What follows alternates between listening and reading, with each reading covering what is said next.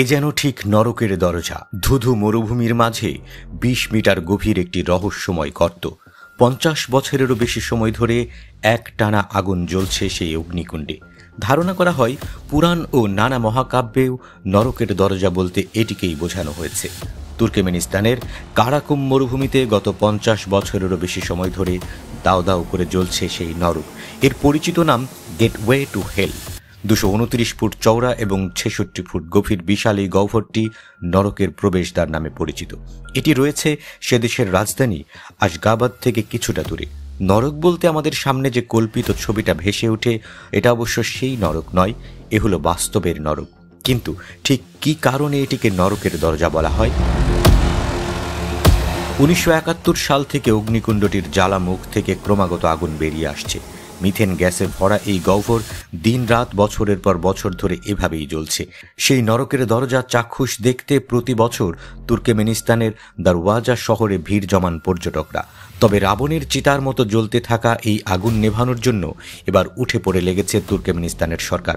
বিশাল এই গহ্বরের আগুন নিয়ন্ত্রণে আনতে অনেকটা সামর্থ্য হয়েছে বলেও দাবি করেছে তুর্কমেনিস্তানের বর্তমান সরকার।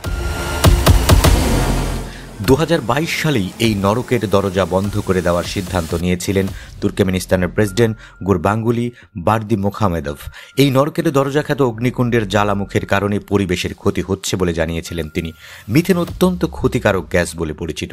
শক্তিশালী গ্রিনহাউস গ্যাসটি বায়ুমণ্ডলের তাপমাত্রা বৃদ্ধি করে।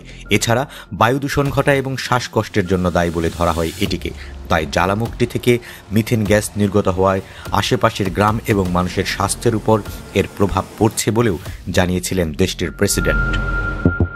এদিকে অগ্নিকুণ্ডটির জ্বালামুখ থেকে বের হওয়া অতিরিক্ত মিথেনকে বন্দী করতে ওই এলাকায় অন্তত ২টি নতুন কুয়া খোঁড়া হয়েছে।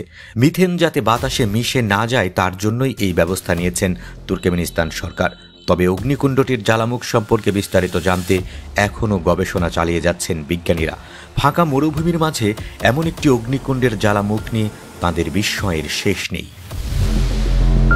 প্রশ্ন হলো, কিভাবে পৃথিবীর বুকে এই নরকের দরজার সৃষ্টি হলো? জানা গেছে ১৯৭১ সালে কারাকুম মরুভূমিতে তেলের খুঁজে খনন শুরু করে সোভিয়েত ইউনিয়নের ভূতত্ত্ববিদরা। তুর্কমেনিস্তান তেল ও প্রাকৃতিক গ্যাসে সমৃদ্ধ, তাই খোঁড়াখুড়ি চালাতেই প্রাকৃতিক গ্যাসের ভাণ্ডার খুঁজে পান সন্ধানকারীরা। এই খোঁড়াখুড়ির ফলে মাটি ধসে সেখানে তৈরি হয় বিশাল এক গর্ত, আর সেই গহ্বর থেকে মিথেন গ্যাস বেরিয়ে আসতে শুরু করে। মিথেন গ্যাসের উপস্থিতি টের পেয়ে সেখানে খনন কাজ বন্ধ করে দেন তেল অনুসন্ধানকারীরা।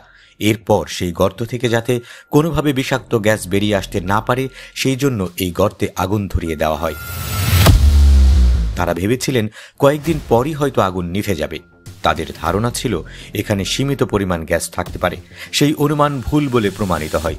৭০-এর দশকে জ্বালানো আগুন আর নেভেনি। ৫০ বছরেরও বেশি সময় ধরে একইভাবে জ্বলছে নরকের দরজা।